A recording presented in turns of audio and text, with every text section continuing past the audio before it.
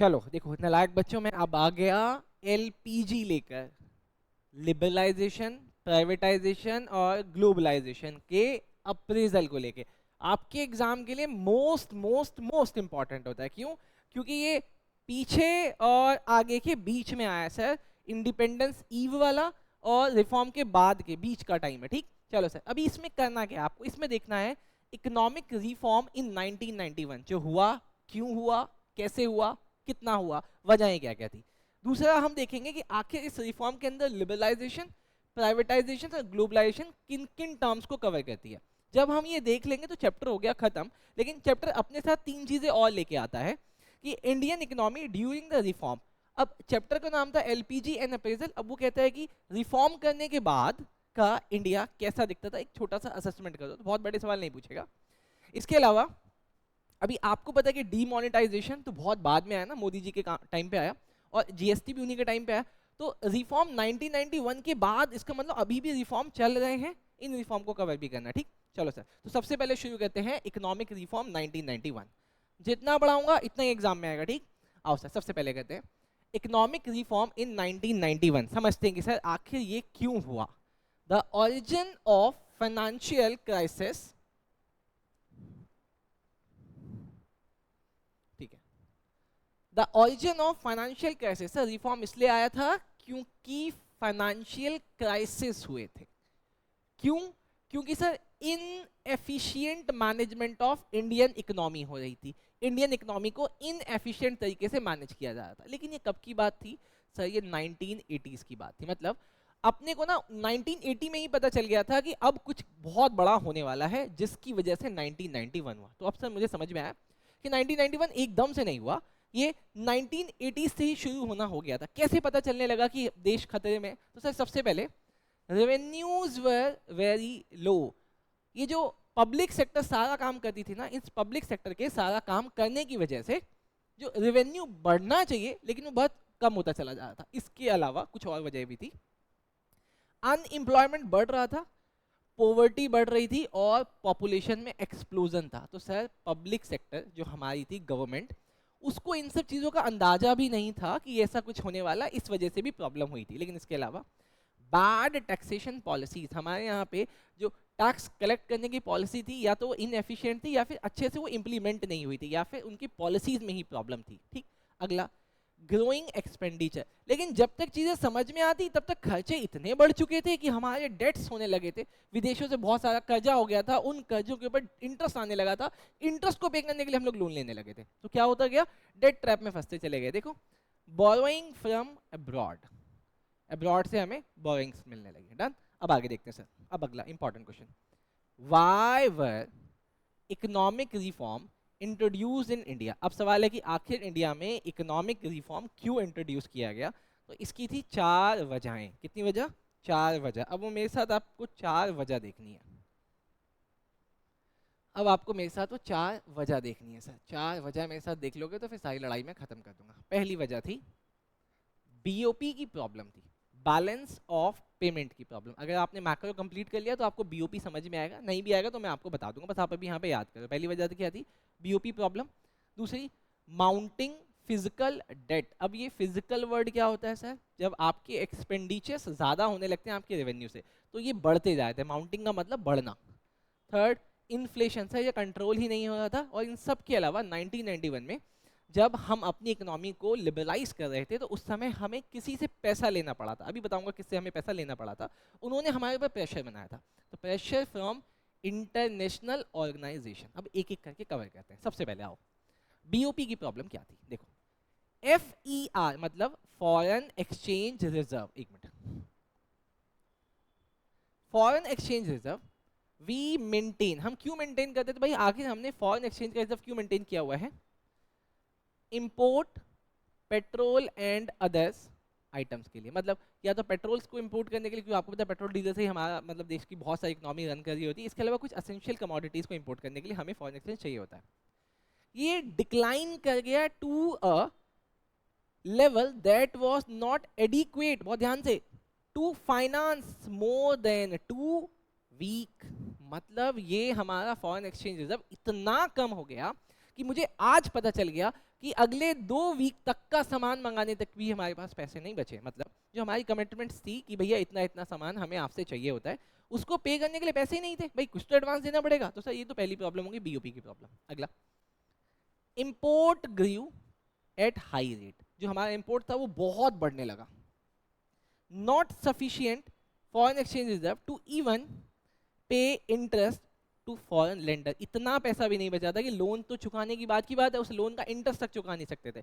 तो balance of payment का मतलब होता है कि इंडिया और कोई दूसरी कंट्री जब आपस में ट्रेड करती है, तो आपस में जो ट्रेड होता है, ट्रेड में या तो हमें पैसे देने होंगे या तो उन्हें पैसे हमें देने होंगे। भाई एक ही चीज तो निकलेगा। तो अल्टीमेटली क्या होता था, हमें ही पैसे देने पड़ते थे। और पैसे तो वो सामने वाला हमारे गांधी जी को तो लेगा नहीं, आईएनआर लेगा नहीं, वो या तो डॉलर मांगेगा, यूरो मांगेगा। तो हमारे पास उसका रिजर्व होता है। लेकिन जब उनको ये पता चल जाए इनके पास तो हमारी करेंसी का एक वो क्या नाम है, रिजर्व है ही नहीं, तो पे कहाँ से करेंगे, तो ये प्रॉब्लम हो गई। दूसरा, माउंटिंग फिस्कल डेट। इसको ध्यान से समझ लेना। Government expenditures begin to exceeds its revenue.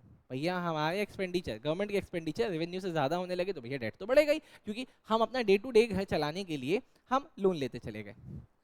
Borrowing becomes unsustainable. अब इतनी बोरिंग होगी कि वो कवर ही नहीं हो पा रही थी। इन्फ्लेशन देखते हैं सर, लेकिन अब आपको पता है कि जब ऐसी चीजें होने लगी तो सबसे पहले इंपैक्ट किसको करता है, इन्फ्लेशन को। Crisis compounded. ये जो 2 प्रॉब्लम चल रही थी ये कंपाउंड हो गई, किससे, rising price of essential good. भैया आटे दाल की कीमतें बढ़ने लगी, गरीब आदमी करेगा क्या। आप इसके साथ एक और प्रॉब्लम हुई। गल्फ में भी क्राइसिस चल रहे थे, मतलब विदेशों में एक गल्फ एरिया है, वहां पे भी क्राइसिस चल रहे थे, जिसकी वजह से क्रूड ऑयल की कीमतें बढ़ गई।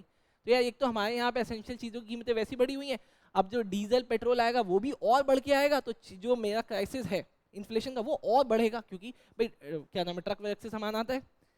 एग्रीवेटेड द इन्फ्लेशन, और इन दोनों ने मिलके हमारे इन्फ्लेशन को आसमान पे पहुंचा दिया। डन सर, ये 3 बातें समझ में आ गई। अब देखते हैं sir, pressure from international organisation. आपके बहुत सारे सवालों का जवाब ये देगा। देखो सुनो, सबसे पहले अब क्योंकि ये हालात थे तो इंडिया ने अप्रोच किया 2 इंटरनेशनल ऑर्गेनाइजेशन को। वो 2 इंटरनेशनल ऑर्गेनाइजेशन कौन थे? पहले का नाम है आईबीआरडी। आईबीआरडी बोले तो I international bank for, IB international bank for reconstruction and development, reconstruction and development हो गया आईबीआरडी। इसको शॉर्ट फॉर्म में हम लोग डब्ल्यू भी बोलते हैं, वर्ल्ड बैंक। इसके अलावा हमने आईएमएफ को भी अप्रोच किया। IMF stand for international monetary fund. ठीक है, अब जब हमने इन दोनों को अप्रोच किया तो इन दोनों ने मिलके हमें $7 बिलियन का इन्होंने हमें लोन दे दिया। इन्होंने हमें लोन दे दिया। अब हुआ क्या, लेकिन जो लोन दिया वो कुछ कंडीशंस के साथ दिया। मैं कहा बताओ सर कौन सी कंडीशन है, तो उन्होंने लगाई हम पे 3 कंडीशन। कंडीशन नंबर 1, उन्होंने कहा कि आपको लिबरलाइज करना पड़ेगा अपनी इकोनॉमी को और ओपन करना पड़ेगा। पहले तो लिबरलाइज कि आप अपने यहाँ पे प्राइवेट सेक्टर्स पे कुछ छूट दो कि भाई वो भी धंधा कर सकते हैं, और प्लस अपनी इकोनॉमी खोल दो कि बाहर के आदमी भी यहाँ पे आके ट्रेड कर सके। आप रिड्यूस करो गवर्नमेंट का रोल। हर जगह गवर्नमेंट है सर, प्राइवेट सेक्टर काम ही नहीं कर पाता, वो सबसे ज्यादा एफिशिएंट है, आप अपने रिसोर्सेज को यूटिलाइज ही नहीं कर रहे हो। और ये ट्रेड की जितने भी रिस्ट्रिक्शन है ना जो आपने लगाई हुई थी, कौन कौन सा याद है, टैरिफ और कोटा, सर इसको हटाओ। ओहो, मजबूर आदमी क्या मरता क्या नहीं करता, वो इनकी सारी हरकतों को मानता चला गया। अब देखो सर अगला, अरे छोटा हो जा भाई, अभी आसान है सर, थोड़ा सा मैं एक ब्रेक लेता हूँ, इतना आप लोग याद करो। अब देखो मोस्ट इंपॉर्टेंट चीज जो आपके एग्जाम में आनी है कि सर आखिर इतनी सब चीजों के बाद हमने इस न्यू इकोनॉमिक पॉलिसी, मतलब एलपीजी, न्यू इकोनॉमिक पॉलिसी बोलते हैं उसको, हमने उसको कैसे क्लासिफाई किया, इंप्लीमेंटेशन किस तरीके से किया। तो सर हमने इसको 2 स्टेजेस में किया। पहले स्टेज का नाम था स्टेबलाइजेशन मेजर, आपके एग्जाम में एमसीक्यू आएगा, और दूसरे वाले का नाम था स्ट्रक्चरल रिफॉर्म मेजर। पहला क्या बोला, स्टेबलाइजेशन मेजर, और दूसरा बोला structural reform major. Stabilisation major का मतलब था शॉर्ट टर्म मेजर्स, कि हमें ना बहुत जल्दी से ये दोनों चीजें ठीक करनी है तभी देश आगे बढ़ेगा। पहला क्या, बीओपी की जो प्रॉब्लम आई सर, क्योंकि मेरे पास 2 वीक का ही राशन है, 2 वीक के ही फॉरेन एक्सचेंज रिजर्व्स हैं, तभी सामान आएगा, तो हमने लोन लेकर उस प्रॉब्लम को सॉल्व कर दिया। बीओपी के हमने लोन्स वगैरह चुका दिए। प्लस इन्फ्लेशन, हमें पता है इन्फ्लेशन की वजह ही यही थी क्योंकि मेरी चीजें बहुत महंगी हो रही थी। मैंने क्या किया, उन महंगी चीजों को सब्सिडाइज करना शुरू किया, उन महंगी चीजों की कंट्रोल करना शुरू किया, उस वजह से मेरा इन्फ्लेशन भी खत्म हुआ। अब सरकार इस स्टेबलाइजेशन मेजर के अंदर कर क्या रही थी, एम करती थी मेंटेन करना sufficient foreign exchange reserve and keep prices under control. बोलो बात समझ में आई क्या? तो ये 3 बातें आप एग्जाम में जाके लिख दोगे। लेकिन सर स्ट्रक्चरल रिफॉर्म क्या होता है? देखो स्ट्रक्चरल वर्ड ही अपने आप में बहुत बड़ा होता है, तो इसका मतलब ये लॉन्ग टर्म प्रोसेस है। और इसके अंदर आई थी 3 चीज़ें, एलपीजी, लिबरलाइज होगा टाइम लगेगा, प्राइवेटाइज होगा टाइम लगेगा, और ग्लोबलाइज में तो टाइम लगने वाला था। तो इसका मतलब ये है स्ट्रक्चरल में, ठीक है। अच्छा, अब यहाँ पे क्या काम होना था सर? यहाँ पे हमें ना अपनी इकोनॉमी की एफिशिएंसी को इंक्रीज करना है और अपने आप को इतना कॉम्पिटेंट बनाना है कि हम इंटरनेशनली कंपटीशन को बीट कर पाएँ या फिर उनके साथ पहुँच पाएँ। तो मैंने आपको इस सीरीज में ये जो मैं अभी आपको ये करा रहा था इकोनॉमिक रिफॉर्म, ये हो गया। अब मैं शुरू कर रहा हूँ लिबरलाइज। बेटा आओ आओ नालायक बच्चों, अब देखना सर लिबरलाइज, ये दिख रहा है बड़ा है लेकिन बस इतना ही है, ठीक है, लेकिन आपको याद हो जाएगा, इतना ही आएगा एग्जाम में, इससे ज़्यादा नहीं आएगा। सबसे पहले देख लेते हैं कि लिबरलाइजेशन का मतलब क्या होता है सर। लिबरलाइजेशन का मेजर क्या होता है, मतलब क्या होता है? It was introduced to put an end, okay okay okay sir, liberalise का मतलब है कि एंड करने के लिए बना है, लेकिन किसको एंड कर रहा है? To control restrictions and open various sector of economy. अभी सर मुझे पक्का पक्का याद हो गया कि ये इसलिए इंट्रोड्यूस हुआ था ताकि हम एंड कर दे किसका? कंट्रोल्स का और रिस्ट्रिक्शन का। किसका? कंट्रोल्स का और रिस्ट्रिक्शन का, जो हमारे ऊपर लगी हुई थी। हम कौन? Private sectors. और हम अपने बहुत सारे सेक्टर्स को जो हम पहले कभी प्राइवेट सेक्टर को करने ही नहीं देते थे, उनको हम करने दें, ठीक। तो ये होगा लिबरलाइज। लिबरलाइज आप सोचें कैसे, आप जब 18 साल के हो जाओगे तो आपके घर वाले शायद आपको बाहर नाइट आउट करने जाने दें, जब आप 22 साल के हो जाओगे तो शायद आपके घर वाले आपको दारू पीने दें, जब आप 25 साल के हो जाओगे तो शायद आपके घर वाले आपकी शादी भी करवा दे। तो ये लिबरलाइज ही तो कर रहे हैं, ठीक। अच्छा, अब देखो सर, अब लिबरलाइज के अंदर किन किन सेक्टर में लिबरलाइज हुए? सबसे पहले तुम इंडस्ट्रियल सेक्टर में रिफॉर्म लेके आए। क्या बोला मैंने? इंडस्ट्रियल सेक्टर में। अच्छा, अब जरा यहीं पे देखो, तो सर इसका मतलब इंडस्ट्रियल सेक्टर में कुछ प्रॉब्लम्स थी। हाँ जी सर, प्रॉब्लम्स थी। ये देखो प्रॉब्लम्स थी। पहली प्रॉब्लम क्या थी? Permission from government. तुमको हर एक चीज के लिए गवर्नमेंट से परमिशन लेनी पड़ती थी, पहली प्रॉब्लम थी। दूसरी, लिमिटेड इंडस्ट्री। सर जिसके लिए मुझे परमिशन लेनी है वो भी बहुत कम है, 10-15 बिजनेसेस थे। तीसरा, ओनली एसएसआई। तुमने कुछ बिजनेसेस को कंट्रोल किया हुआ था कि भाई ये वाला काम तो सिर्फ एसएसआई करेंगे, मतलब स्मॉल स्केल इंडस्ट्रीज ही ये वाला काम करेगी। और लास्ट, प्राइस तक हम फिक्स नहीं कर पाते थे, प्राइस पर भी तुम्हारा कंट्रोल था। तो ये 4 प्रॉब्लम्स थी। अब इस प्रॉब्लम का सोल्यूशन आया। सोल्यूशन कैसे आया? हमने अबॉलिशन किया। किसका? इंडस्ट्रियल लाइसेंसिंग का। बहुत सारी चीज़ों पे हमने लाइसेंस खत्म कर दिया, मतलब आप समझो ऑलमोस्ट सब पे खत्म कर दिया। अब बहुत छोटी सी लिस्ट बची है जिस पे लाइसेंस बचा था। सर वो चीज़ याद करा दो सर। देखो जैसे आज भी आपको अल्कोहल पे लाइसेंस लेना पड़ता है, आपको सिगरेट मैन्युफैक्चरिंग के लिए लाइसेंस लेना पड़ता है, आपको हजार्डियस केमिकल बनाने के लिए लाइसेंस लेना पड़ता है, आपको इंडस्ट्रियल एक्सप्लोसिव, मैं दिवाली वाले पटाखों की बात नहीं कर रहा, इंडस्ट्रियल एक्सप्लोसिव बनाने के लिए लाइसेंस लेना पड़ता है, इलेक्ट्रॉनिक्स बनाने के लिए लाइसेंस लेना पड़ता है, एरोस्पेस के लिए लाइसेंस लेना पड़ता है, ड्रग्स के लिए लेना पड़ता है, और फार्मास्यूटिकल्स के लिए लेना पड़ता है। डन?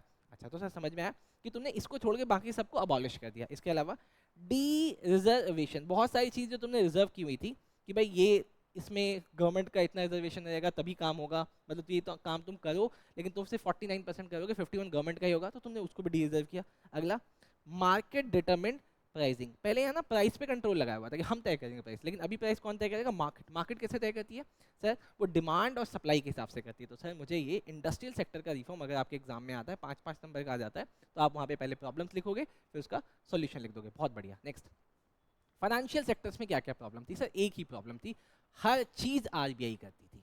आरबीआई सिर पे चढ़ गई थी, वो किसी बैंक को, इवन तो हमें प्राइवेट बैंक भी खोलना परमिशन नहीं था, अलाउड नहीं था, तो उन्होंने उसको सॉल्व किया प्रॉब्लम कि पहले ना आरबीआई रेगुलेटर था, हर चीज़ रेगुलेट करता था, जैसे कि CRR, SLR, हर चीज़ें वो अपने हिसाब से करता था, ठीक। लेकिन अच्छा, अब बैंक रेट भी था, वो भी अपने हिसाब से करता था। लेकिन अब इसका सोल्यूशन क्या निकाला? सबसे पहले हमने ना आरबीआई को अब फैसिलिटेटर बना दिया। तो आपको ये वर्ड याद रखना है, now RBI is a facilitator. Facilitate का मतलब अब वो आपको रिकमेंड करेगा कि भाई देखो हम इस रेट पे दे रहे हैं, अब आप आगे देखो जितने पे देना है, ठीक है, इस तरीके की चीज़ें। अच्छा, जैसे कि अगला, freedom to set up branch. अब तुम अपना ब्रांच कहीं पे भी खोल सकते हो, ठीक है, तुमको आरबीआई से कंसल्ट नहीं करना, तुम अपना ब्रांच जहाँ पे खोलना है तुम हमको आके बता दो बस। अगला, जनरेट रिसोर्सेज। अब तुम अपने पैसे या फिर अपने इनकम या फिर रिसोर्सेज बना सकते हो इंडिया से भी और एब्रॉड से भी। इन सब के अलावा जो फाइनेंशियल सेक्टर का सबसे रिवोल्यूशनराइज चीज़ थी वो थी origin of private sector bank, कि अब प्राइवेट बैंक भी खुल सकते थे। चलो सर, मुझे फाइनेंशियल सेक्टर भी समझ में आया। अब देखते हैं sir tax reform. Sir tax reform में क्या है सर?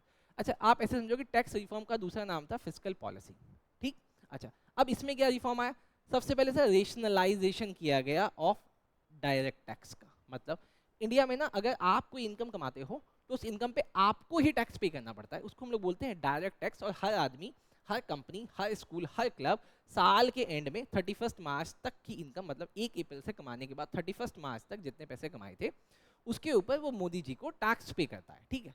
लेकिन उसको बोला हमने डायरेक्ट टैक्स। लेकिन आप जो पूरे साल सामान खरीदते रहते हो ना, कभी आपने टीवी खरीद लिया, वॉशिंग मशीन खरीद लिया, या इवन खाना भी खाया, उसके ऊपर भी आपको टैक्स पे करना पड़ता है। लेकिन वो टैक्स आप नहीं जमा करते, वो आपने जहाँ से वो सामान कंज्यूम किया होगा उसी को दे देते हो, और ये उसकी जिम्मेदारी कि वो मोदी जी को दे। तो जो टैक्स आप देते हो डायरेक्टली साल में एक बार, वो डायरेक्ट टैक्स, जो आप इन सब कंजप्शन पे देते हो वो इनडायरेक्ट टैक्स, वो सामने वाले की जिम्मेदारी होती है, ठीक। तो उन्होंने डायरेक्ट टैक्स को रेशनलाइज किया क्योंकि लोग डायरेक्ट टैक्स या तो भर नहीं देते या फिर चुरा देते। अच्छा, उसके बाद किया सिंप्लीफिकेशन ऑफ टैक्स पेमेंट। पहले टैक्स पेमेंट को बहुत दिक्कत थी, मतलब चालान बनाओ, बैंक में जाओ या फिर लाइन में लगो, उसको उन्होंने सिंप्लीफाई किया। Third, unified indirect tax system. अब ये मोस्ट इंपॉर्टेंट था। जो इनडायरेक्ट टैक्सेस थे ना, वो स्टेट वाइज होते थे कि अलग स्टेट का अलग है। एक ही प्रोडक्ट के ऊपर मोदी जी भी टैक्स ले रहे हैं, योगी जी भी टैक्स ले रहे हैं, मतलब सेंटर भी लेता है, स्टेट भी लेता है। उन सबको सिंप्लीफाई किया। डन। बोलो सर, आपका टैक्स रिफॉर्म भी आ गया। अगले देखते हैं सर, फॉरेन एक्सचेंज में क्या रिफॉर्म लाए सर? Devaluation of rupee. ये ना इंस्टेंटली किया गया था। इंस्टेंटली इसलिए ताकि इंडिया में इन्वेस्टमेंट आ जाए। तुमने अपनी करेंसी की वैल्यू खुद ही कम कर दी थी, 30% से उन्होंने उस समय 1991 में कम कर दिया था, ताकि इनको इन्वेस्टमेंट्स मिल पाए। क्योंकि अगर तुम्हारी करेंसी डिवाली होगी तो बाहर वाली स्ट्रांग होगी, और बाहर वाली करेंसी फिर इंडिया में इन्वेस्ट करेगी। भाई हमें तो यहाँ पे इंडिया की चीज़ सस्ती मिल रही है, ताकि इन्वेस्टमेंट आ पाए, पहला। दूसरा, market driven foreign exchange rate system. अब इंडिया में क्या था कि फॉरेन एक्सचेंज के रेट गवर्नमेंट डिसाइड करती थी कि इस रेट पे हम बेचेंगे, इस रेट पे हम खरीदेंगे। लेकिन उसको उन्होंने मार्केट किया कि इंडिया में कितने लोग बाहर से इंपोर्ट कर रहे हैं और कितने लोग एक्सपोर्ट कर रहे हैं, कितने लोग इंडिया से बाहर घूमने जा रहे हैं, आ रहे हैं। तो ये लोग क्या करते थे, आरबीआई से फॉरेन एक्सचेंज की डिमांड करते थे। उस डिमांड और सप्लाई के हिसाब से फॉरेन एक्सचेंज के रेट डिसाइड होते थे। जैसे अभी देखो अपनी जो क्या नाम है, डॉलर सबसे लोवेस्ट लेवल पे आ गया है ना, कोई बात नहीं, इस पर मोदी जी को क्रेडिट नहीं देंगे, ठीक। ये हमने किया है। आगे, trade and investment policy, most important है सर। अब यहाँ पे क्या किया, यहाँ पे नो लाइसेंस फॉर इंपोर्ट। अब इंपोर्ट के लिए लाइसेंस की जरूरत नहीं है, बस एक कोड ले लेना होता है, आईईसी कोड। क्या बोला मैंने? आईईसी कोड आपको लेना होता है बस, ठीक है, और इससे आप इंपोर्ट कर सकते हो, ठीक है। चलो सर, अगला, no quantity restriction, reduce tariff, no export duty. ये चारों काम कर दिए, एक एक करके सब याद हो जाएगा। No licence, no quantity restriction, no reduce tariff, I mean reduce tariff, और नो एक्सपोर्ट ड्यूटी। अच्छा, लेकिन सरकार ऐसा करके एम क्या था सर? ताकि इंटरनेशनल कंपटीशन को बढ़ा सके, हम फॉरेन एक्सचेंज को इंक्रीज कर सके, सर हम प्रमोट कर सके एफिशिएंसी को, और मॉडर्न टेक्नोलॉजी इंडिया में आ सके। इसलिए हम इतना सब कुछ कर रहे थे, क्योंकि अगर हम लोग इंपोर्ट पे टैक्स लगाएंगे तो बाहर से टेक्नोलॉजी इंडिया नहीं आएगी। तो हमने उसको खत्म कर दिया, भाई बाहर से टेक्नोलॉजी इंडिया आ जाए, जिससे हमारा कंपटीशन बढ़ेगा, हमारी टेक्नोलॉजी बढ़ेगी। चलो सर, ये तो हो गया लिबरलाइजेशन। अगला देखो सर, प्राइवेटाइजेशन। अच्छा सर, इतना ही है, ये इतना ही, इसी पेज पे, इस पेज के बाहर नहीं है, ठीक। चलो सर, सबसे पहले देखते हैं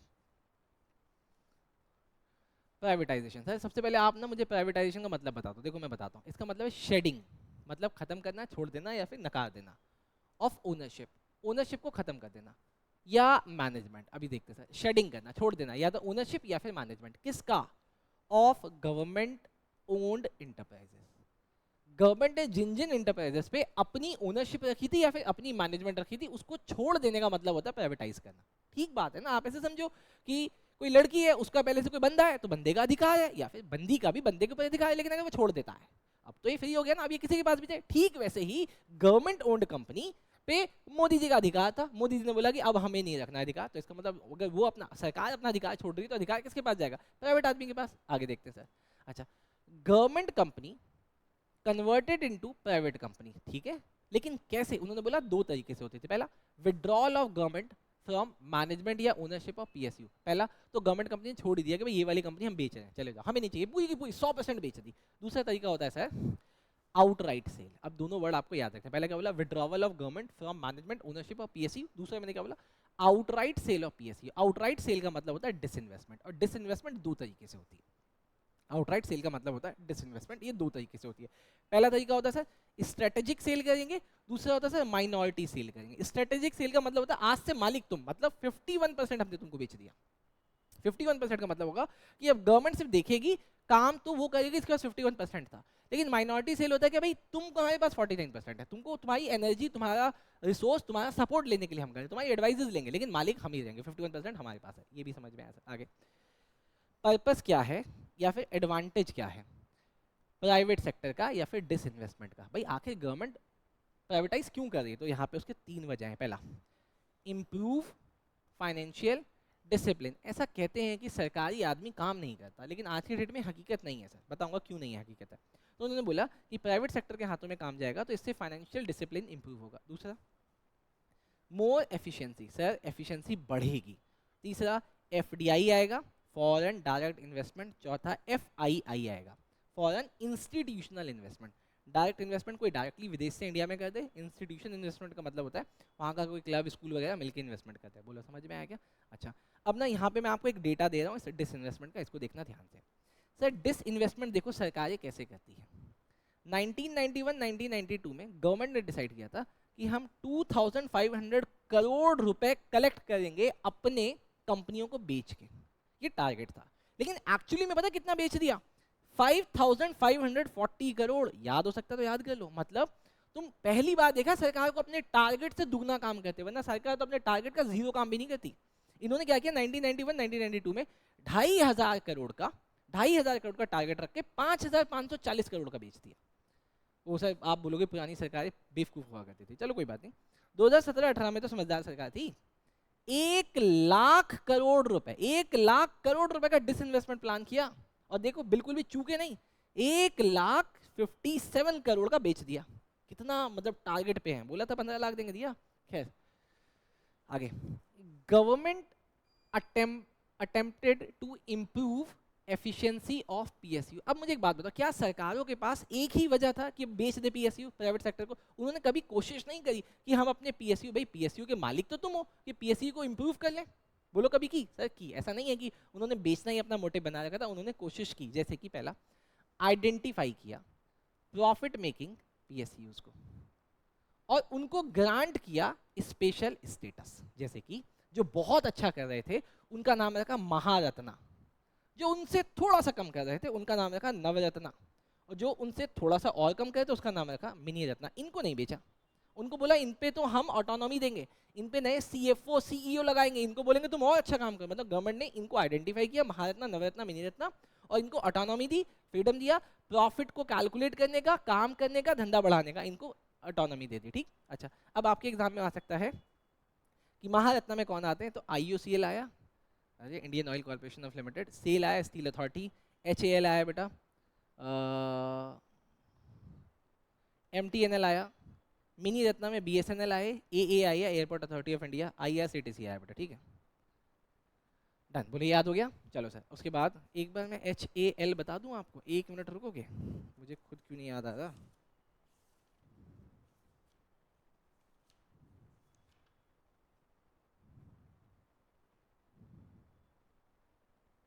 हाँ, एचएएल का मतलब है बेटा हिंदुस्तान एरोनॉटिक लिमिटेड बेटा। ठीक है, और बीएसएनएल आपको पता है भारत संचार निगम लिमिटेड। ठीक, एआई भी मैंने आपको बता दिया, एयरपोर्ट अथॉरिटी ऑफ इंडिया। ठीक है, एमटीएनएल आपको पता है महाराष्ट्र टेलीकॉम निगम लिमिटेड। ठीक, चलो सर। अच्छा, इसके अलावा सरकार ने एक काम तो ये किया, दूसरा क्या? Greater managerial and operational autonomy. ठीक है, अब जो अपनी एग्जिस्टिंग कंपनियां थी, पीएसयू थी, उनको ज़्यादा मैनेजेरियल और ऑपरेशनल ऑटोनॉमी दी, मतलब फ्रीडम दिया, पावर दिया। बोलो सर समझ में आ गया आपको प्राइवेटाइजेशन? डन सर, जब प्राइवेटाइजेशन समझ में आ गया तो अब समझ लो सर ग्लोबलाइजेशन। नहीं नहीं, ज़्यादा बड़ा नहीं है, इतना ही है। ठीक है, जितना दिख रहा है। सबसे पहले समझते हैं कि सर ग्लोबलाइजेशन का मतलब क्या होता है। तो सबसे पहले ग्लोबलाइजेशन का मतलब समझो सर, इसका मतलब होता है इंटीग्रेशन।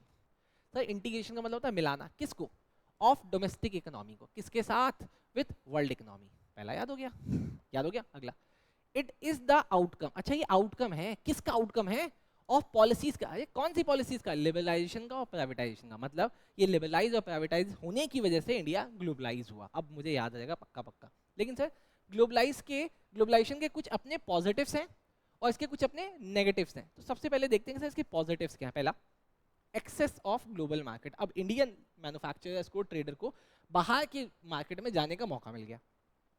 हाई टेक्नोलॉजी, अब हमें समझ में भी आने लगा कि ये वाला काम इस टेक्नोलॉजी से हो सकता है, इस वाले कैपिटल गुड से हो सकता है। तीसरा, increase possibility of large industries. अब क्योंकि इंडिया तो इंडियन को ही सपोर्ट करेगा ना, तो इंडियन गवर्नमेंट अब उन लोगों को सपोर्ट करने लगी जो बाहर से टेक्नोलॉजी सीख के आए, उनको सब्सिडी देने लगी, ग्रांट्स देने लगी, और चांसेस थे कि इंडिया में भी बड़ी इंडस्ट्रीज बनेगी और बनी भी। इंक्रीज जीडीपी, अब हमारी भी जीडीपी बढ़ने लगी। फॉर्मलाइजेशन हो गया एम्प्लॉयमेंट का। अब क्योंकि अच्छी कंपनियां बनने लगी, अच्छी कंपनियों में लोगों को जॉब फॉर्मलाइज तरीके से मिलने लगी है। लेकिन सर इसका एक नेगेटिव था। क्या नेगेटिव था? Developed country expanded their market. अब ऑब्वियसली सी बात है कि भाई एक कंट्री जो वेल डेवलप्ड है, उनके पास सब कुछ है, उनको कस्टमर ही तो चाहिए। इंडिया उनको कस्टमर मिल गया, तो हमारे लिए एक नुकसान था, वाइडेन डिस्पैरिटी। लेकिन सर अब डिस्पैरिटीज भी पैदा हुई। कुछ स्टेट्स जहाँ पे लोग अच्छे थे, समझदार थे, या फिर वहाँ के राज्य सरकारें उनकी मदद करती चली गई, तो वहाँ पे वो कंट्री वो स्टेट ज़्यादा एफ्लुएंट तरीके से ग्रो कर गए। लेकिन कुछ स्टेट जहाँ पे सरकारें ठीक से काम नहीं कर रही थी, मैं किसी स्टेट का नाम नहीं लेना चाहता, वहाँ पे दिक्कतें चालू हो गई। High income group. अब क्योंकि डिस्पैरिटी शुरू हुई, तो डिस्पैरिटी से कुछ लोग बहुत पैसा बनाने लगे, कुछ लोगों ने नहीं बताया, तो इनकम का एक ग्रुप बनने लगा, अमीर आदमी और गरीब आदमी। Selective area. अब लेकिन ये जो ग्लोबलाइजेशन आया, क्योंकि उनको बाहर वालों को इंडिया में वही चीज़ बेचनी थी जिसपे उनको ज़्यादा मोटा पैसा मिले, तो उन्होंने सेलेक्टिव एरिया चुना। जैसे टेलीकम्युनिकेशन चुना, आईटी चुना, फाइनेंस चुना, एंटरटेनमेंट चुना, बैंकिंग भी चुना था। ठीक, चलो सर ये समझ में आ गया। जब ये समझ में आ जाएगा तो आप यहाँ पे देखना आउटसोर्सिंग का मतलब क्या होता है। सर आउटसोर्सिंग ये ग्लोबलाइजेशन की वजह से आया, इंडिया को आउटसोर्सिंग का हब माना जाता है। अभी वो क्वेश्चन भी करूँगा, पहले सबसे पहले देखो कि आउटसोर्सिंग का मतलब क्या होता है। आउटसोर्सिंग का मतलब होता है hiring of regular services. Okay ठीक है, फ्रॉम एक्सटर्नल सोर्स। अब ये डेफिनेशन तो मैंने इतनी सी लिखी कि आउटसोर्सिंग का मतलब, आपको इसमें 2 लाइनें बढ़ानी है। क्या लाइनें बढ़ानी है आपको? ऐसे लिखना, hiring of regular services from external sources which were previously done by internally. अच्छा, मैंने एक लाइन ऐड कर दी। दूसरी लाइन ऐड करनी, usually outsourcing has taken from another country. हाँ सर, आउटसोर्सिंग हम किसी दूसरी कंट्री से कराते हैं, ये भी बात हुआ। चलो सर, लेकिन आउटसोर्सिंग किस किस का होता है? सर बीपीओ का होता है। बीपीओ मतलब जहाँ पे कम्युनिकेशन लेवल यूज होता है। बैंकिंग का होता है, अकाउंटिंग का होता है, टीचिंग का होता है। ऐसी सारी चीज़ों का होता है जो एक जगह से बैठ के दूसरी जगह दी जाए। यूजुअली आउटसोर्सिंग हमेशा सर्विसेज का ही होता है। अच्छा, अब यहाँ पे लिखा है इंडिया इज आउटसोर्सिंग हब। क्यों है सर? एग्जाम में क्वेश्चन आता है why India is a outsourcing hub. तो आपको वहाँ पे 3 हेडिंग बनानी है। पहला, स्किल्ड लेबर, हमारे पास जो लेबर है वो स्किल्ड है। दूसरा, वो लेबर चीप वेज पे अवेलेबल है। और तीसरा, गवर्नमेंट ने ऐसी पॉलिसीज बना रखी है कि हमारा स्किल्ड चीप लेबर दुनिया के किसी भी कोने में जा सकता है। ओके अच्छा, अब जब इतना याद हो गया तो अब अभी हम लोग देखते हैं WTO या GATT क्या मतलब है। सर WTO का मतलब होता है वर्ल्ड ट्रेड ऑर्गेनाइजेशन, और सर GATT का मतलब होता है general agreement on trade and tariff. अब सवाल है सर 2 नाम क्यों है? देखो सर, इनिशियली तो GATT था, मतलब general agreement on trade and tariff. ये 1948 में बना। उस समय 23 कंट्रीज मिल गई थी और उन्होंने एक ऑर्गेनाइजेशन बनाई जिसका नाम था GATT। बताऊंगा क्या करती थी। लेकिन 1995 में इस GATT का नाम बदल के तुमने रखा WTO। अब तुम मुझसे पूछोगे सर इसके बनाने के पीछे का ऑब्जेक्टिव क्या? देखो सर, अगर आप कोई शैतानी करोगे इंडिया में रहकर तो आपको इंडियन पुलिस पकड़ लेगी। लेकिन अगर आप अमेरिका से बदमाशी करके इंडिया में आ गए तो इंडियन गवर्नमेंट तो आप ही को सपोर्ट करेगी ना, वो अमेरिका को थोड़ी सपोर्ट करेगी। लेकिन ये तो चलो सर बदमाशी वाली बात है। लेकिन अगर इंडिया का एक आदमी और अमेरिका का एक आदमी आपस में ट्रेड करता है और उस ट्रेड में प्रॉब्लम आती है, तो कौन कहाँ शिकायत करे? उसके लिए बना था WTO, जो कि मार्केट एक्सेस करने में हेल्प करता है, फैसिलिटेट्स करता है IT इंटरनेशनल ट्रेड को, इनलार्ज करता है प्रोडक्शन को, इंश्योर करता है ऑप्टिमम यूटिलाइजेशन को। मान लेते हैं ना किसी देश में बहुत प्रोडक्शन है लेकिन उसके पास कस्टमर नहीं है, तो WTO उसको कस्टमर ढूंढ के देता है। एक आदमी जिसके पास कस्टमर बहुत है लेकिन उसके पास प्रोडक्ट ही नहीं है, तो वैसा देश जहाँ पे प्रोडक्ट है उनके स्कैर मतलब हमारे रिसोर्सेज को ऑप्टिमली यूटिलाइज करता है। तो ये 5 बातें आपको याद करनी है। बोलो सर हो गया? जब इतना हो जाएगा तो आपसे एक सवाल पूछा जाएगा कि क्या इंडिया WTO का मेंबर बन के फ़ायदा होता है उसको? तो हम लिखेंगे सर लेस बेनिफिशियल इंडिया के लिए। इंडिया को बेनिफिट नहीं करता है, क्योंकि किसको बेनिफिट करता है? ग्लोबलाइज क्या नाम है, डेवलप्ड कंट्रीज को। ठीक, चलो सर आओ नेक्स्ट में। अब वो खत्म हो गया चैप्टर, अब बेकार की बातें चालू हुई हैं आगे। Indian economy during reform. Reform के टाइम पे इंडियन इकोनॉमी कैसी थी? मतलब अब जो रिफॉर्म्स हो गए तो क्या इससे इंडिया का फायदा हुआ? तो एक एक करके बहुत सारे एरिया देखते हैं। सबसे पहले सर GDP में ग्रोथ हुआ है, याद हो सकता है तो जरूर याद करना। जैसे कि 1980-91 में जिस समय डिस्ट्रेस चल रहा था, कैसे चल रहे थे, हमारी GDP 5.6% के रेट से ग्रो कर रही थी। ये GDP नहीं है, ये GDP का ग्रोथ बताता है। हमारी GDP 5.6% से ग्रो कर रही थी, लेकिन अभी 2007 और 12 में हमारी GDP 5.6 से निकल के 8.2% पे आ गई। सर इसका मतलब मज़ेदार बात है, हमारा इससे फायदा हुआ है। अगला, रिफॉर्म इन एग्रीकल्चर। क्या एग्रीकल्चर में कोई रिफॉर्म हुआ? देखो यूजुअली तो मैं भी आपको पढ़ाऊंगा कि इससे क्या नाम है, इस रिफॉर्म से एग्रीकल्चर को सबसे ज़्यादा नुकसान हुआ है। लेकिन एक डेटा है, उस डेटा को याद कर लो कि 12-13 में हमारा एग्रीकल्चर का ग्रोथ 1.5% था, जो कि 13-14 में अगले ही साल बढ़ के 4.2% हो गया। वो बस डेटा है, याद कर लो। लेकिन एग्जाम में क्वेश्चन आएगा, during the reform agriculture sector adversely affected, मतलब एग्रीकल्चर सेक्टर को उल्टा नुकसान हुआ। आखिर क्यों हुआ? तो सर उसकी 3 वजह है। पहली वजह, रिडक्शन इन एग्रीकल्चर इन्वेस्टमेंट, कोई भी आदमी उस समय एग्रीकल्चर में इन्वेस्टमेंट करने को तैयार नहीं था, ना तो विदेशी ना तो इंडियन, पहला नुकसान। दूसरा, partial removal of fertiliser subsidy, उल्टा सरकारें जो सब्सिडी दे रही थी फर्टिलाइजर्स को खरीदने के लिए, एचवाईवी सीड्स को खरीदने के लिए, उन्होंने वो सब्सिडीज को हाफ कर दिया, तो अब और डिमोटिवेशन आ गई थी किसानों के लिए। तीसरा, इंक्रीज इंटरनेशनल कंपटीशन, प्लस अब इंडिया से बढ़िया फूड, इंडिया से बढ़िया एग्रीकल्चर प्रोडक्ट्स विदेश से इंडिया में सस्ती कीमतों में आने लगा, तो ये इन्होंने कंपटीशन फेस नहीं कर पाए। लेकिन बाद में सरकार ने इसके ऊपर काम किया, ठीक कर दिया। तो ये हैं 3 वजह। अगला जो एग्जाम में क्वेश्चन आएगा कि सर आप मुझे बता दें रिफॉर्म इन इंडस्ट्रियल सेक्टर में क्या था। देखो सर, इंडस्ट्रियल सेक्टर का नुकसान हुआ है, इंडस्ट्रियल सेक्टर का नुकसान हुआ है सर।